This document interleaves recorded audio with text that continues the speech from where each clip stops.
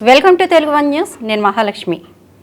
ఒక పక్క బీజేపీ మళ్ళీ అధికారంలోకి వస్తుంది అని సర్వేలన్నీ చెబుతున్న వేళ మాజీ ఉపరాష్ట్రపతి వెంకయ్య నాయుడు గారు ఇకపై రాజకీయాల్లోకి వెళ్ళను, ప్రజల్లోని మమేకమవుతా అన్నారు. మనతో పాటు సీనియర్ అనలిస్ట్ అడిసిమిల్లి శ్రీనివాసరావు గారు ఉన్నారు. వారిని అడిగి పలు వివరాలు తెలుసుకుందాం. నమస్తే సార్. నమస్కారం అండి. అసలు వెంకయ్య నాయుడు గారి వ్యాఖ్యలు వెనుక ఆంతర్యం ఏంటంటారు సార్? ఆంతర్యం ఏముంటుందండి, ఆయన రాజ్యాంగబద్ధ పదవి ఉపరాష్ట్రపతిగా పనిచేశారు. ఆయన సేవలు అందించారు దేశానికి.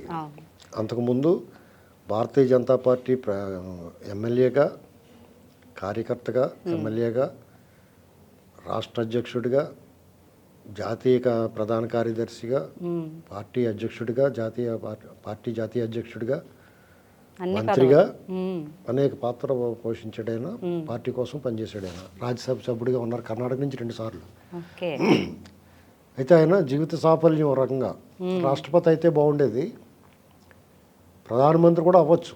ఎందుకంటే మోడీ అయిపోగలిగింది, ఈయన వచ్చి తప్పే ఉంది. కానీ అంటే నార్త్ సౌత్ దాంట్లో మన సౌత్కి కొంచెం అంత ఇంపార్టెన్స్ ఇవ్వరాళ్ళు.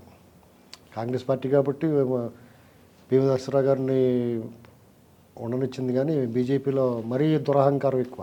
ప్రధాని అయ్యే ఛాన్సెస్ అన్ని వెంకయ్య నాయుడు గారికి ఉన్నాయి, కానీ అవకాశం పోయింది. తెలుగు వారికి అవకాశం, తెలుగువారు సౌత్ కాబట్టి వాళ్ళు అవకాశం ఇవ్వరు. భారతీయ జనతా పార్టీలో ఉత్తరాది దురహంకారం ఎక్కువ ఉంటుందండి. ఓకే, కాంగ్రెస్ పార్టీతో పోల్చుకుంటే. కాంగ్రెస్ పార్టీ సౌత్ కూడా ఛాన్స్ ఇచ్చింది కదా, పివి నరసింహరావు గారు అయ్యాడు కదా. అవును సార్. తర్వాత వీళ్ళందరూ కూటమిలో దేవగౌడ గారు అయ్యారు. కాబట్టి ఇక్కడ ఇక ఆయన మళ్ళీ రాజకీయాల్లో ఎవరో మీలాంటి విలేకరులు ప్రశ్నించి ఉంటారు, మీరు రాజకీయాల్లో ఉంటారంటే ఇక పద్మవిభూషణ్ ఏదో అవార్డు తీసుకున్నారు, ఇక రాజకీయాల్లో ఉండన్నాడు. ఏజ్ కూడా ఫ్యాక్టర్ ఉంటుంది కదా. ఆయన కూడా వృద్ధాప్యం, వృద్ధుడైపోయాడు కాబట్టి ఆయన సూచనలు సలహాలు ఇవ్వగలుగుతాడు, మంచి మాట చెప్పగలుగుతాడు. ఎక్కడన్నా ఎవరన్నా పిలిచిన సందర్భాల్లో 4 మంచి మాటలు మాట్లాడుతున్నారు అంతే తప్ప రాజకీయాల్లో ఇంకా ఆయన మళ్ళీ రాజకీయాల్లో యాక్టివ్ అవ్వడం కూడా అనవసరం. యాక్టివ్ అవ్వాల్సిన కొన్ని సందర్భాల్లో గొంతు విప్పాల్సిన సమయంలో ఇప్పలేదు వెంకయ్యనాయుడు గారు. ఎందుకంటే ఆంధ్రప్రదేశ్కు చాలా ఘోరమైన అన్యాయం జరుగుతున్నప్పుడు, ప్రత్యేక హోదాలో అవి ఇవ్వనప్పుడు ఆయన మాట్లాడుంటే బాగుండేది. ఒక సౌత్ ఇండియన్గా యుద్ధం చేయాల్సింది, ఇంకా బాగుండేది.